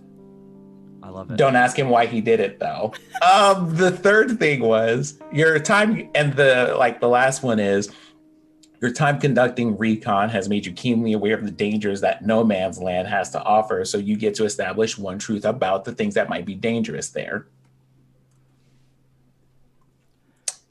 It's pretty neat. It's pretty neat stuff that you have over here. I'm- And so I was Yeah, looking I at this, really and like these questions a lot. I want to They're know what they're everyone great. else answered for their questions. I'm happy to take an intermission because, like, not intermission, but you know what I mean. Like this is the moment where we're really developing ourselves. Is when Yeah. we are Yeah. the precipice of war. You know, you had the enemy soldiers marching upon you, but you take a moment of internal insight and look back upon yourself and reflect. Like, if this is my last moment, what can I think about myself? Charlie, would you like to go next? If this is my last moment, I'm thinking a lot of things because what I was going to describe as my running and blending in motion was that I was going to drop the goat, smack the goat, and then get down on the ground like next to the goat on my arms and knees and like army crawl beside the goat as fast as the goat is running to try to get through. That was my Goat cover. idea. It's a classic in war. You Clearly know, it's definitely in Daniel's flawless. book. Yep. But in the questions for this, one, do you have formal medical training? I said no. I feel like joining the corps was the medical training. And then one of the other questions was that since joining the fight, you quickly learned that not everyone can be saved. I feel like that's very, I mean, if you're going to play a combat medic, that has to be an important question. And what toll has that taken on you? And I think that for Charlie, the toll isn't that you are unfeeling. It's just that you have learned to put feelings on pause. You'll feel it later. That's the. Did you forget to hit the unpause button? You'll feel it later. That's powerful. Yeah. Oh gosh, poor Charlie though. But What about you, Jeff? You just react. So I'm going to answer my 3 questions, and then I'm actually going to ask a follow-up question to Charlie and Orid. It's related to one of my questions that's very important that I get, that like I want to know what you've contributed to my special project. So the first question is, how long have you been stationed on the Western Front? I think Ken has been here a while, and I think that kind of ties into like kind of how, to put it bluntly, like a little bit of how kind of not quite like a little bit of how dead inside he is, of like he's a little bit numb to it all, and he's a little bit past the point of like, if people die, and I think that's partially because he's seen a lot of this, and it has kind of dulled his senses. And what was his calling or trade before the war? Like I said, he owned a butcher shop. He signed up early and like closed his shop specifically because, you know, king and country, right? Like that was his. He saw an opportunity to do the right thing and dropped everything to kind of rush into action. And Once Upon a Time was not that different than Daniel's character. Than Desmond was not that different. You know, was this bright-eyed character and has kind of lost everything. And then my third question is my special project, which is I have a special project which I choose to conduct, such as a weapon or tool. The project that I am putting together is actually a cookbook. I'm collecting recipes from the people that I serve with. So I want to ask Orid and Charlie. Desmond, I cannot ask this because we have not known each other long enough. Desmond can answer for Philip, who just died recently. Yeah, answer for Philip. I want to know what the 3 recipes that I've gotten from the 3 of you were or are. I want to know what entries in the cookbook have you given. Rat stew. So there's a really No, wait, is this real? Yeah. No. Oh, but okay. So when I was actually in 2018 when I was working on Ross rifles. So my old career, I was an archaeologist, and I was in the field, and I brought 2. That's really funny. I brought 2 books with me. I brought Blades in the Dark, and I brought All Quiet on the Western Front, because I thought that would be a good idea to work on Ross rifles while I was digging in a trench in 45-degree heat. And there's a scene in All Quiet on the Western Front where they are running out of food and they got this like rat problem. And they put like bread on the ground in their dugout. And at night, when the rats kind of come to the bread, they take their bayonets and they stab all the rats. So wouldn't have been uncommon for people to do that at times when they didn't have any food. Yeah, holy hell. All right, well, that was probably Philip's contribution to the cookbook, was rat stew. Honestly, we're not upset Philip's not here anymore. Philip with the bad ideas. And honestly, like, it felt like it was a betrayal of the cookbook. I've kind of quietly resented it, and I'm like, I will take this page out of it when I come home. All right. Oh, wow. Yeah, Reed and Charlie. Charlie's is just a classic comfort. Just some really, really solid pilaf. That's I love what you're getting. Nice and simple. Anything like any flair from it that kind of like speaks to Charlie? It's super, super, super salty. That's it. I dig it. I think there would have been some form of soup that I would have contributed to the cookbook, but the secret ingredient is the one time I made the suggestion for what to put in there, and we were just like, "This is really good." It was with liquor that we stole from the sergeant's quarters. Oh, nice. Yeah, Nice. That's nice. I like I that. think that's I like And that a it was lot. like everyone was in real good spirits that evening and the morning after. Although maybe not as accurate as they could have been. No one was seen above the line of the trenches that day.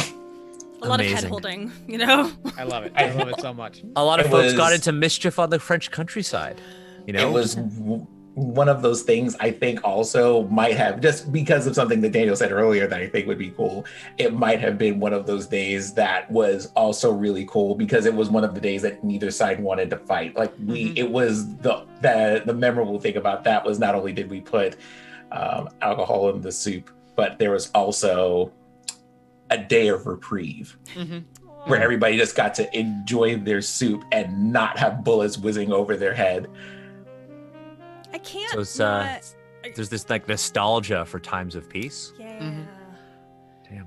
I like The that thing none of the for- alcohol was cooked off though, so I'm really fixated on this like boozy soup. Like, was it just booze with some potatoes You just in it? you gotta add it just at the end, Okay. just enough time to make it hot. Not It's just like, hey, so when do we put this in? We put this in at the end. Wait, you sure you don't want to put it in now? I wanted to put the alcohol in there for a reason. We're trying not to remember things. You know, like that's one of those things. I think for Reed, it is, even as, and this is part of some of the answers to this question, even as he feels like he has these like one or two things that he does to try to keep at least some shred of humanity while the rest of it is just being like undone by the hour. But at least he can appreciate like the quiet moments when other people at least are happy about things. It's kind of like, that's nice. I'm glad that y'all have that, I guess. I love how you've kind of written in that like Oreed is like unraveling, right? Unravel with every life, they take, every awful thing they see, but they are desperately trying to make sure that they aren't pulling on the same threads that would cause others to unravel. Very. Like he was just like, he was a kid who got caught shoplifting, it wasn't like it was one of those, you're a kid and you do like a bad thing, but now he is like this whole creature becoming a monster that one, he hopes no one ever sees. It's in the way that he's just like, oh, this is going to be like, it's one of those things like in that situation that we were just describing in the trenches, he would have just been like, oh, this is unfortunate. And I just pulled out a letter opener without thinking about it. Where at least for some people, it would have been like, a moment of panic or something. It's just people just die. And that's kind of my job. It's clinical. Ugh, you're so numb. I just want you to give like Gertrude a hug. She is something warm that will And it's also like why it's important that we have Gertrude here, because it's like I actually kind of care about the thing. Yes. Oh goodness, that's giving me chills. Did we get the story from Desmond, our replacement? Yeah, so in terms of questions, I think it's I'll go with, did you request this position or were you assigned to the section? So at the beginning, Desmond said that he was assigned to this one. But I think Desmond really wanted to be a part of this section, only because Desmond wanted to fight from the very beginning and nobody would let him. And there were so many people back in home in Canada who didn't want to fight. And here's Desmond, who desperately wants to prove himself and his people, right? Who, didn't have many rights, wanted to prove himself, and they wouldn't even give him the chance. And so we heard that there was a battalion of people who were looked down on, who were making a difference. And I think Desmond really wanted that. So while they lost Philip, they got Desmond, who kind of maybe shares the same sentiment as everyone else. I love that. That's beautiful. You're already a better fit than Philip. I mean, I'm sorry, Charlie. I know you two were close, but It's whatever. It's Ken whatever, has it's to live fine. with that rat stew in his cookbook until the end of the war. He's all right. That's a lot to ask. So I got to ask the hard question. Now that we've really come to like each other's characters, what's happening now that so many of us had failed? So those who were successful, I think you managed to blend in one way or another, whether you were just down on the ground, the soldiers weren't, the advancing soldiers weren't seeing you. Those 20 are probably now 15, because they're fighting. You still have your allied forces in other parts of the trenches that are doing their best to try and take care of you. But they have seen where that explosion went off. I don't think they saw the goat. Yeah, they did see a goat, but they didn't really question it. They're just like, that's a part of war. Okay. And Ken, you were... I got an 8, I believe. 7 or an 8. I was trying to figure out, you were just trying to hide and Oh yeah. pull I your was way through as kind well. of crawling, crawling along the ground. Just laying low and crawling, basically. Okay. Yeah, these forces, they are a lot closer now. Let's say about 60... I mean, obviously I have no sense of this distance, but they're about 60 feet now. I'm gonna color them in red. Red is a Canadian color. A different shade of yellow. These are them. And they're heading... Gosh, they just keep getting longer. They're heading in your direction. Yeah. Yeah. But And we do not want that. No, but you're all about closer. Let me put another red X on the map. I feel like this is a pirate map, and I'm really into it. Okay.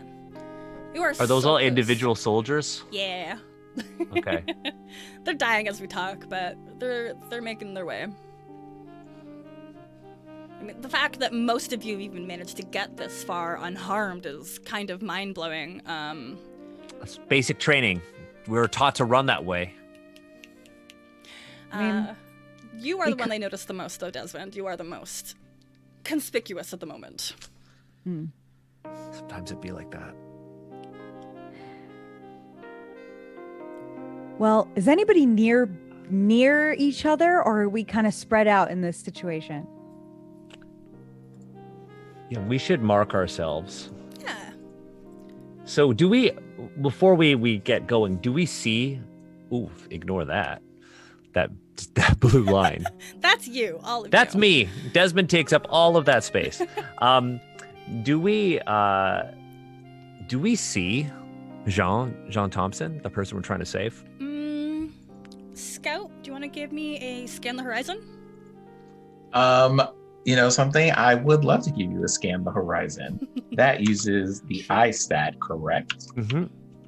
Should we just put where we are on the board? Is that what we're doing? Yeah, give me a scribble. I see into the future. Oh my god, you do. And you Yeah. see that the Canadians are victorious. Well, that's probably a relief to see. You just have this like, I'm imagining Thank like in the goodness. middle of the trench, we're running, and then that's so Raven. You have the Yes. I put myself in the wrong direction, in the opposite direction of where the spot we were in. So I'm gonna put myself here. Make as many little marks. This There is we just for us. The K is for Ken. Perfect. It's a beautiful K. It's very legible. Where, I don't even know where to put me over here. Hold on. Anywhere you'd like. that's a D, not a square. Okay. Yep. Oh my gosh. I think Desmond's going to be separated from the group. I think that's fair. And I will take that as a part of my fail. okay, thank you. All right, we got a C for Charlie. Oh, actually, you know what I should do? I should. Or read Wait, your name. how all do of I a sudden. find that? Oh, it's your last name. Like, who is M? You're just like, you what? Wait, what happened? Where did it go? What letter? Okay, I was trying to make me a particular. There we go. Beautiful. Beautiful. Amazing. Yeah, with that 13, you do see, gosh, I'm trying to think of like an identifier of this lieutenant, and I change his rank every time I say him, of Jean Johnson, my most stereotypical white man name that I could come up with. And yeah, you see probably him and his medic. Let me scribble. So if you want an identifier, he probably has something called overseas bands on his uniform. Tell me about that. So on the sleeve of their uniform, those who were like there from the very beginning would have these little colored bands, like chevrons on their arms, not indicating a rank, but indicating how long they were in there. Oh my gosh. So maybe he was there from the very beginning and he has a different colored overseas bands. I love that, but also that just instills so much nihilism. Yeah. Oof. That's That a or tragedy. maybe he has like a shiny whistle. It's a shiny whistle. Okay. For sure. Or Reed, with your wonderful eyes, you do catch the glint of Jean's shiny whistle, and that is a whistle you have all heard many a time. I mean, the whistle itself is so overplayed, but nonetheless, you can spot that probably out of... Oh god, that's not a shape. Go ahead, I'm going to draw a shape, Charlie. What am I doing? I'm putting a shape? I'm drawing. You were just going to say something. Oh, yeah. I wanted to say, you mentioned that we see him with his medic. Yep. And I was going to ask how the medic looks like they are faring. Do they look like I have help waiting for this situation we're about to inherit? Or am I fully taking over the injury situation? If I'm trying to think of you know that color of skin, like that you get when like all the blood drains from your face and it's probably draining from your body, but you're still alive and you're just very cold. Mm-hmm. That's kind of what they're looking like right now. Okay. Yeah. Okay, cool. Got it. Yeah. All right. Well, with this expert map drawing that we've done, I think we Look, have whatever works for you. Roll20 has you covered. Yeah. We just have to understand what's happening. That's it. That's all we need here. Sparks joy. Yeah, we're good. So that red blood stain, that's Jean. That's Jean. Okay. Yeah. I kind of Okay. drew it like a coffin unintentionally. If you look at it on Okay. its side. I mean, was it unintentional? Yeah. Unintentional. Unintentional. But that's a coffin for him, not us. Exactly. Well, for now. I mean, for now. Okay, so we're gonna try and go through about a turn. Everybody, you have like an option to react to this situation. The troops are imposing upon you. Who is C again? C is Charlie. Charlie and Desmond, you are the ones closest to the German forces. Where is Oreed and...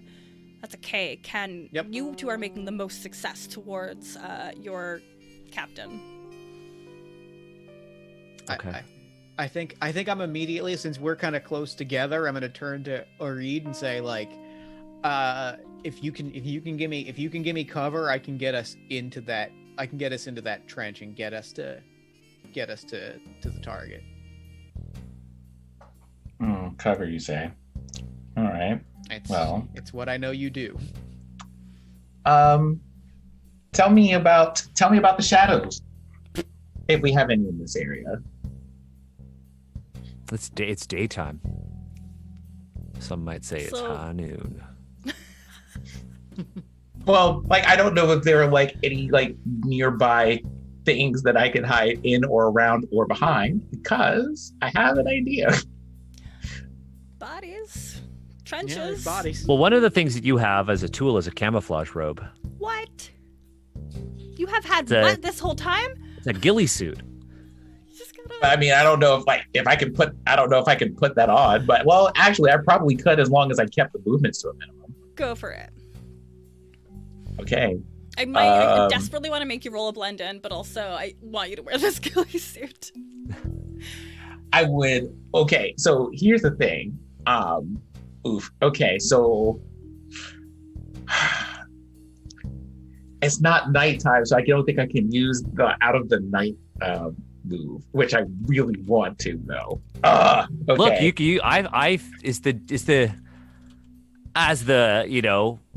as the designer of the game, strike from the shadows doesn't necessarily mean it has to be nighttime.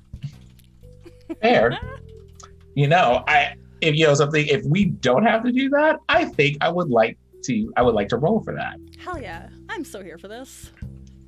Okay. So what are you rolling with? That one uses an eye roll.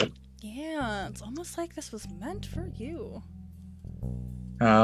Let's hope it works. Okay. 9. Hell yeah, mixed success.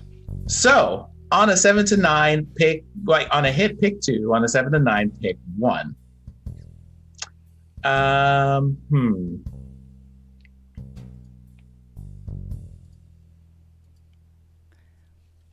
What are you feeling? I think the thing I want to pick here, because of how important it is that I remain hidden. I think that makes sense. So on a hit. You only get one. Yeah. I know I only get 1. So I'm like, I guess that is gonna have to be that one. Okay. My gosh, these consequences. Your shot connects. Your shot takes the enemy off guard, throwing panic into their ranks. Now, that being said, I don't know what they would do if it's they can't find me, no one is dead, but they also heard a shot. Yeah, it's like they also heard a shot, but they can't find you. Yeah. About half of them are going to split off. Let's see if I can just highlight half of these little yellow babies. And move towards where they heard the gunfire, stumbling dangerously close to a good old Ken, last name I can't recall. So I think while that is happening, like as soon as I hear that gun, I am taking off. I'm gonna try and like close ground. I'm trying close ground to hear about, like get to where I can connect my entrenching tool, and then I would like to use my move, dig in, to create some improvised cover and Nice. dig in into this partially collapsed trench, and make a cover space where we can make contact with Jean. I love that. I appreciate the fact that other people would have been probably were like slightly startled by it. Oh no. No. But Ken is like, nope, gotta run. Got a plan. Well, to be fair, I also rolled a 4, so it Okay. didn't exactly go great. Oh gosh, you might all just die. I'm sorry. So to help, I think I was gonna say you have a personal tool. I do. you have a personal tool. item. What are you gonna use it? Or- Yeah, I think I'm gonna use my personal item here. Well, what's my other option? So here's the thing with the moves in this game. If it doesn't say on a miss something happens, that means it's up to the GM. I'm always fond So of you that. could try to dig for cover and you hit an unexploded shell and it kills you flat out. Or you could start digging and your entrenching tool breaks. I am gonna use my personal item. I think. You don't want to die by an explosion? I don't want to die by an explosion, Okay. not today. I think my personal item is it is a locket. Oh. It is a locket with a picture inside of two young Canadian men. And like in it, like I'm digging and my entrenching tool is kind of stuck in the mud and I'm barely able to, and like I see the thing, I see the people coming, and I kind of grab my locket, I give it a little kiss, and I throw it up. And I picture that like it being like a metal object that's get that perfect glint that's going to at least allow me to like lay low and take cover and avoid the consequences of failure, so that they hear a gunshot and they see some glinting metal, and like it at least they gives them something to look at that's not my immediate standing upright body. Like it blinds them, you know, a little bit, like Yeah. the reflection It's of a the sun distraction. in their eyes. Yeah, it's not much. Oh, what is that? It's not much. It is a tiny metal glint on a battlefield full of gunfire, but it at least is something that one or two people might see and point their guns at instead of me, which gives me time to, if not continue digging, at least lay the hell down and try not to move. So seeing as Ken was unable to get cover, and seeing as we are in a Canadian trench, there have got to be some Lewis guns here, some Canadian guns. So I'm gonna pick up one of the Lewis guns. I'm gonna remember my training. Yes. That's my move. So for the replacement, remember your training allows you to basically call on your knowledge, and I'm gonna do that. So I'm gonna roll with wit, and I finally succeed. Yeah. Yay! And the time it mattered. I remember my training. So on a 7 to 9, I am going to get the bonus, but I am actually going to receive unwanted attention from the enemy. Okay. So I'm going to pick up the Lewis gun. The Lewis gun was one of the machine guns that the Canadians used. Actually, if any of you ever played that game Control, have any of you played Control? I've seen that game. So Which you know one are the rifles that they all use with the round thing on top? That was actually a World War I gun called the Lewis gun that the Canadians used. Anyways, Wow. I'm going to grab the Lewis gun. I'm going to remember my training. I'm going to flip the safety off, and I'm just going to start firing over Ken's head into the Germans. And as I do that, I'm going to scream, "Charlie, get Jean!" And I'm just going to start shooting. And I guess heard that. I'm just going to roll. I'm going to roll pull the trigger. Yeah, And I'm just yeah. going to start firing at the Germans with no bonus. I'm out here just looking at this, and it's kind of like, so Desmond said, so anyway, I started blasting. So I started blasting, and so my shot will connect. So even though I'm firing into a group, I'm since I failed, or I didn't get a full success on remember your training, I'm drawing their attention to me. That was Okay. the consequence of that Chandras, one, yep. and then the consequence of this one, I would like to draw every German's attention to me, saving Oreed, Charlie, and Ken. This is beautiful, sad. I fully consent to you killing my character. Okay, thank you. Wow. You all just you first you hear that gunfire. And actually I have a little sound clip for gunfire that only the chat will hear, but that's okay. I'm a big fan of it. The gunfire, it goes off in the distance, and it's truly not in the distance. It is so close to all of you, and those German forces, they turn all of their attention on the spot that you knew Desmond to be, and they return fire. There's not a lot to see because there's just mud and fluids flying around, kind of leaving that area a little obscured. But Charlie, you've been shouted a task. What do you do? Yeah, I don't even skip a beat. He says, Charlie, and I'm already off, and I will charge exactly in that direction, straight towards Johnson? Is that his name? Yeah, John Johnson. John Thompson. John Johnson. I run exactly toward him until I get all the way there. I don't know if I would need to actually charge in order to try to make it there. But can I get a charge roll, but with advantage? So just get like a +1 forward from. Medic could also use evacuate.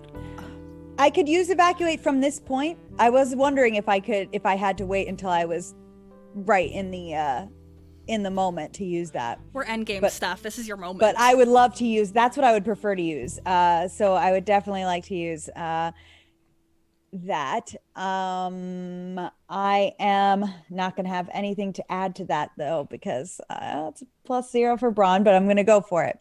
So there's a mechanic that we haven't used in this game yet, and it's called morale. You might have seen it if you're looking through the documents. Mm-hmm. Morale is basically an automatic aid that you can use in this game, and you start with 4 morale points, or in this case, a morale point equal to the number of players. And with the consent, it's a shared currency that everyone has, and so there are 4 morale points that the group has. If the group consents to you using one of the morale points, you could use to add a bonus. You could use 1 at a time. Group, may I? You may. The So morale polite. points came with Gertrude. I was just gonna say that. Yeah. All right. Oh God. 7? That's a success. That's a That was success. exactly a success. That's because of the just a morale bare point. minimum. Oh wow. So yeah, I'm just booking it. I have a like collapsible stretcher that I'm just gonna like flick out of my backpack and load up with whatever energy the other medic has left and start hauling ass. Because we are approaching the end of this story, I'm going to detail a little bit of the final scenes of what happens here. So we do finally see Gertrude kind of like, and I just picture like it's like doesn't matter, super cool stretcher that like Gertrude had strapped to her sometimes, and like with the two of you, you're able to get Jean Thompson laying down there. He complains, he groans, like, you took long enough, come on, I've been here for what feels like days.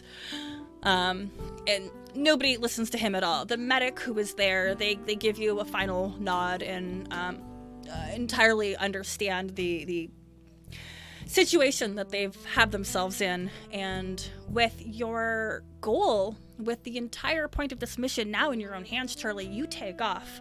You're able to pick up Ken along the way, who was trying to like assist and kind of clear a way through the trenches so everybody can try to escape easily. But behind you, the gunfire is still going, and Oreed starts to shoot back at the German forces. And as he finally lowers his gun one last time, some of the dust and the mud and just the gore of everything starts to settle. And down on the battlefield is the now limp form of Desmond, who didn't make it on this mission. But the three of you and Gertrude are able to charge your way back towards the reserve trenches, safely, soundly, and yet again, without that replacement. A question for you, B. Yeah. Are all of the German soldiers gone that we've run into so far? I don't know. Do you think you killed them all? Do you think you and Desmond killed them all? I do not know, because I don't think like 20 people firing on Desmond, like unless they're all dead, 20 people firing on Desmond probably didn't take very long. I don't think they took me out. I don't think I took all of them out. You took like one or two. I honestly think that everyone needs to roll fall back. Oh, there's a mechanic for this too. Okay, this is it. Oh, no. This is the final roll. And if you don't But make I don't it, know. I don't know, Sin, if there was something you wanted to do. Well, like if there are people still there, I can't do it. So. Okay. Oh wait, you know what? I am going to make a roll in a stat that I don't have any points in. How about that?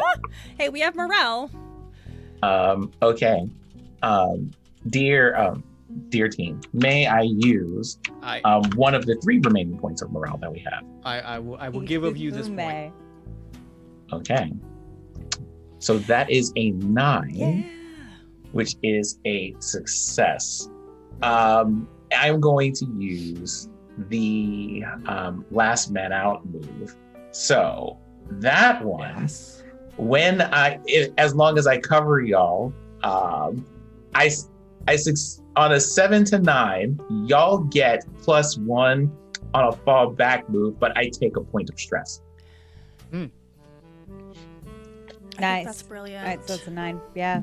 Which is fine because most of the time it's, I think stress makes sense for me because, most of the time, like when it's just me putting myself in danger, it's like, I don't care. But I have to worry about other people. So then if Charlie and I both rolled 9s and we have 2 points of morale left, team, could we collectively use those 2 points of morale?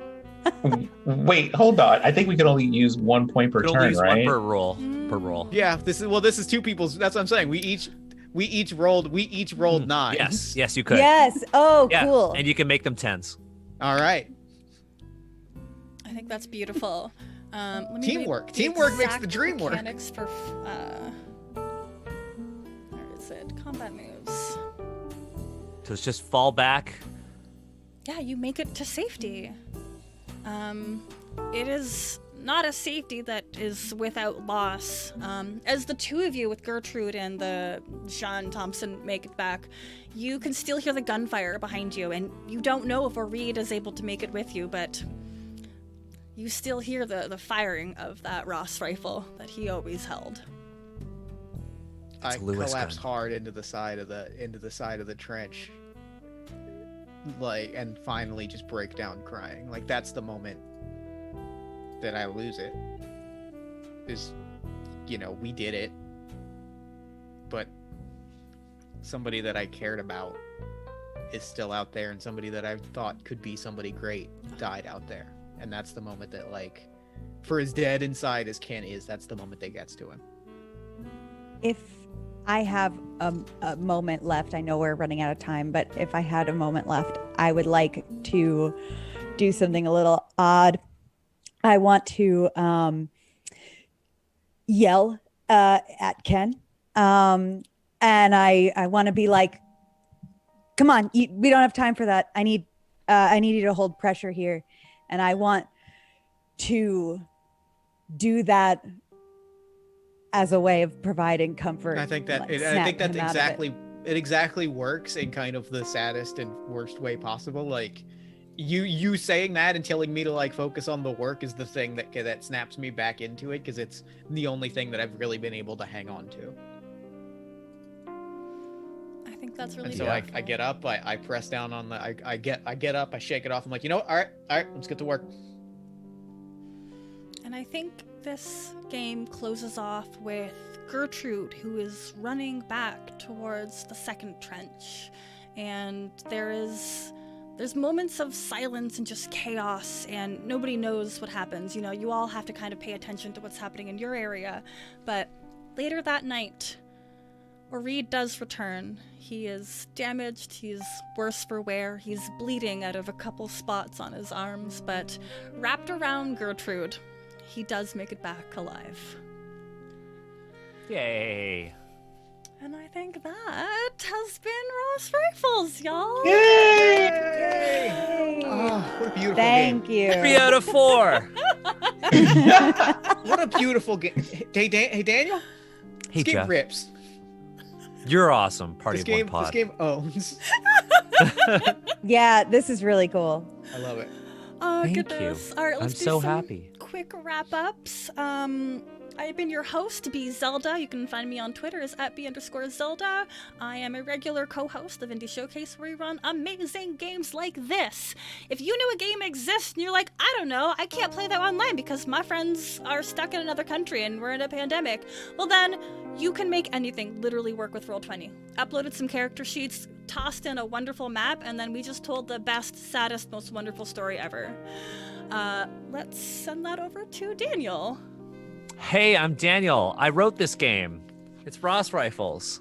You can buy it at dundaswestgames.com/Ross Rifles.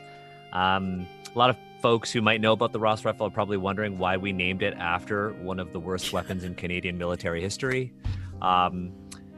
It was said that during the war, it would take 5 soldiers to operate one Ross Rifle. Because it functioned that poorly in these trench conditions. But the reason why we picked the Ross Rifle was because it is a symbol of Canadian perseverance.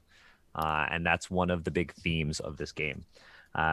So if you want to learn more about Canadian history, if you want to learn more about marginalized people trying to make a difference for their communities, or if you just want to play some sweet war action, get yourself a copy of Ross Rifles. DundasWestGames.com/Ross Rifles. B, thank you for having me on the show. I'm so grateful. No, thank you. And I feel like I've got to run Ross Rifles on Asians Represent now. So maybe I'll do that. I think that's a must. The amount of shows that I watch on Asians Represents, like, it's ridiculous. So please give me more content. Oh, thank you. Jeff, why don't you go next? Where can we find you? What do you do? I've never heard of a single thing that you do, so do tell. It's shock. I get that. I get that a lot. I am Jeff Stormer. Like I said, I'm a podcaster, game designer, and the unofficial LARP designer of the Olive Garden restaurant. I am the host of Party of One, which is an actual play podcast focused exclusively on 2-player role-playing games. You can find that at partyofonepodcast.com. I'm also a co-host of All My Fantasy Children, which is a character creation, storytelling, and world-building podcast. You can find that at oneshotpodcast.com. And also, you can find me on Twitter at Party of One Pod. You can find all of my work at jeffstormer.com. Wonderful. All right, let's move it on to our personal heroic hero, Oreed Montees. Sin, what's Hi. So, hey, I'm like your resident Sin. You can find me here on Twitch on Mondays and Tuesdays. You can also find me with Major Linux and Crew, where I've ranted like the tech industry in general on Thursdays, because that is what we do around here. Other than, being here and playing games with wonderful people like B and Dylan and Daniel and Jeff. Marvelous. Well then, last but not least, and still my favorite, I'm sorry, y'all. Consistency, Making me all blush. I'm Diana. I am Super Dylan, all the places. I'm co-host of the Femsplained podcast, which is just some nerd goodness. And I do other stuff like write games and stream and all kinds of fun things. You can find all that on superdylan.com. This was really, really cool experience. And I'm really glad that this game exists. So thank you. Yay. Thank you, everybody, for tuning in. For our little closing screen, we have a sneak peek for what's coming up on next week's Indie Showcase. So stay a little longer and check that out. Until then, farewell, and y'all are amazing. Everybody. Bye, everyone.